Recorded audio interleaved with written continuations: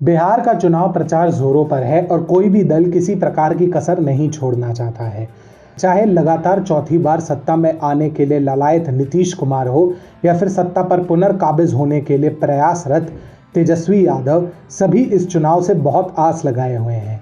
लेकिन इसी बीच तेजस्वी यादव ने कुछ ऐसा किया है कि उनकी प्रशंसा कम, खिंचाई ज्यादा की जा रही है। बिहार चुनाव के लिए घोषणा पत्र जारी करते हुए तेजस्वी यादव ने सर्वप्रथम वादा किया है कि राजद और कांग्रेस के महागठबंधन की सरकार बनते ही वे राज्य के युवाओं को करीब 10 लाख सरकारी नौकरियां देंगी।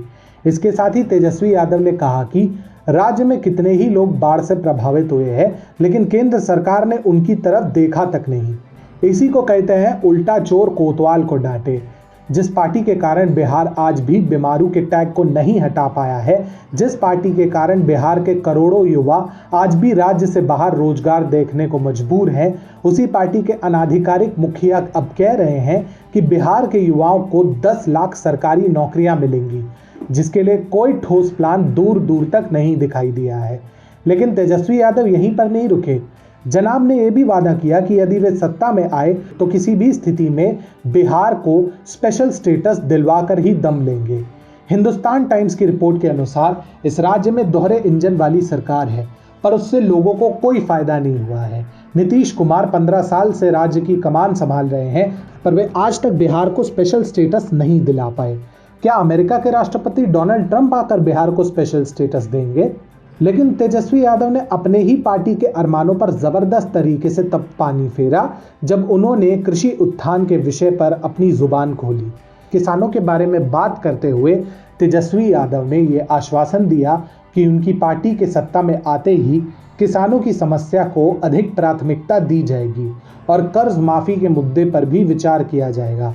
साथ ही सभा में उपस्थित कांग्रेस प्रवक्ता रणदीप सुरजेवाला ने तेजस्वी का समर्थन करते हुए कहा, अब नीतीश में दम नहीं है, अब 2 षड्यंत्रकारी दोस्त साथ आ गए हैं।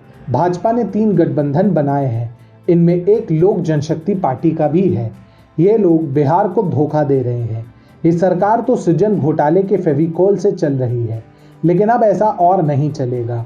जब महागठबंधन की सरकार बनेगी तब कृषि के 3 नए कानून निरस्त कर दिए जाएंगे।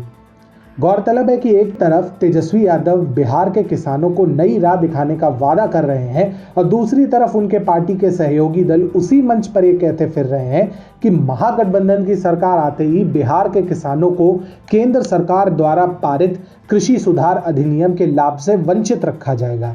ये पाखंड नहीं तो और क्या है। आमतौर पे चुनाव में घोषणा पत्र इस प्रकार से तैयार किया जाता है जिससे उक्त पार्टी की विजय सुनिश्चित हो, लेकिन इस घोषणा पत्र से तेजस्वी यादव ने यह सिद्ध किया है कि वे इस चुनाव में महागठबंधन की नैया ठीक वैसे ही डुबोएंगे जैसे 2019 में उन्होंने लोकसभा चुनाव के दौरान डुबोई थी।